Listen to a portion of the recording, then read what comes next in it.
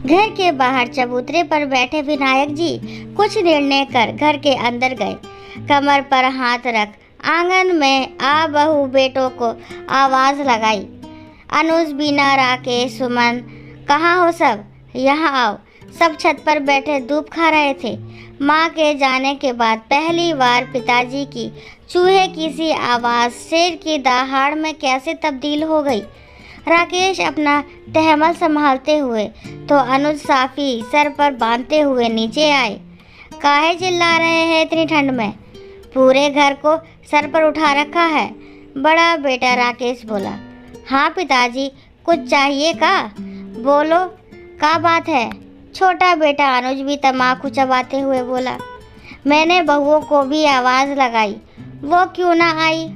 विनायक जी की आवाज़ आज बुलंद थी। उन्हें और भी काम है कि आपकी ही फरमाइश सुनती रहेंगी। राकेश बोला। तो ठीक ना, आओ कोई, आज मैंने फैसला किया है तो सुनो। रुको पिताजी, हम आए अभी। ऊपर से झांकती दोनों बहुएं फैसले का नाम सुन सरपट दौड़ी आई। सोची, जमीन जायदाद का बंटवारा कर रहे हैं पिताजी। हाँ तो कहो पिताजी, क्या दे रहे हैं मुझे? बड़ी बहू सुमन हांफते हुए बोली। पहले तो विनायक जी हंसे, फिर बोले, कैसी स्वार्थी हो गई है संतानें। फैसले का नाम सुन सब हिसाब किताब लगाने लगे।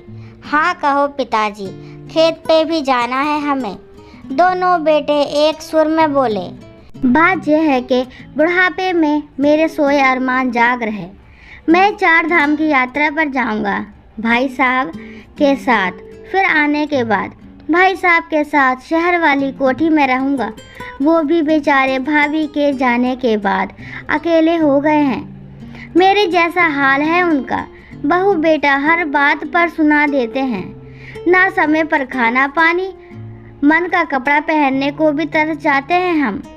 कुछ अपने मन की कह दो तो महंगाई का हवाला दे दिया जाता है।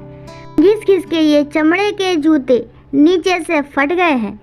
कहा था तो बहू बोली, बाबूजी के जूते उनके जीते जी तो चल ही जाएंगे। अभी का ज़रूरत नहीं लेने की। तुम लोगों की चप्पल घिसने से पहले ही तुम्हारी महताई पर्ची में लिख देती कि चप्पल लानी है लाला की। मेरी ही बनाई हुई ज़मीन जायदाद संपत्ति पर ऐसा हक जमाए बैठे हो जैसे तुमने बनाई हो। खुद वो डब्बे वाला दांत चमकाने वाला मंजन करते हो, मुझे राख से करने को बोले हो। तम्बाकू तो महंगी महंगी ऐसे खाए हो जैसे पैसा खुद का ही हो। नौकरी करने भी ना गए तुम दोनों। वो प्रकाश ने बताई भी शहर में पहरा देने की, पर तुम्हें तो ये संपत्ति दिख रही। खेती में भी खुद काम ना करे हो, सबके लिए नौकरी रख लिए हैं। वो सब तो छोड़ो पिताजी, ये बताओ, शहर वाली कोठी के तो 10,000 आते हैं। आप और ताऊ जी रहेंगे तो वो आने भी बंद हो जाएंगे। ऊपर से खाना कौन बना के देगा तुम दोनों को? खाट में प्राण है और रहेंगे कोठी में। चुप हरी भजन करो, यही 2 रोटी रूखी सूखी खाओ। बड़ा बेटा बोला, जिसमें सभी ने हामी भरी। चुप कर, मेरा घर, मेरी संपत्ति, सब सोच लिया है।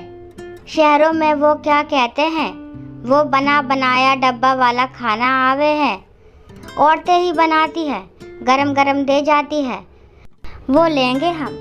यहाँ की रात की रोटी से तो वो भली। मैंने फैसला कर लिया है, आज से 1 पैसा ना मिलेगा किसी को। बाकी आगे कभी बंटवारा करना होगा तो मन होगा तो कर दूंगा, नहीं तो दान में देकर पुण्य कमा लूँगा। विनायक जी अपना फैसला सुना मूँछों पर तान देते हुए कमरे में आ गए।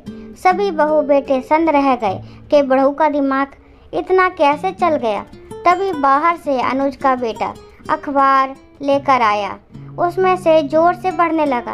अगर बहू बेटा बूढ़े माँ बाप की सेवा ना करे तो माँ बाप अपनी संपत्ति में से कुछ भी ना देने के लिए स्वतंत्र हैं।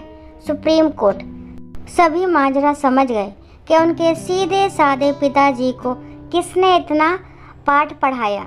राकेश ने अनुज की कनपटी के नीचे एक मारा। मना किया था ये अखबार मत लगा घर में। देख लिए नतीजा। जो कुछ पिताजी बोल रहे थे वो अखबार की भाषा बोल रहे थे। अब ले ठेंगा।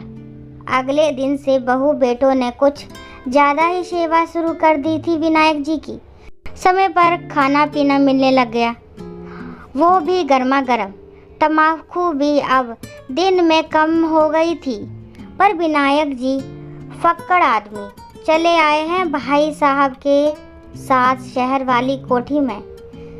सुबह अब धोती पहनकर नहीं, वो क्या कहते हैं, घुटन्ना पहनकर वॉक पर जाते हैं।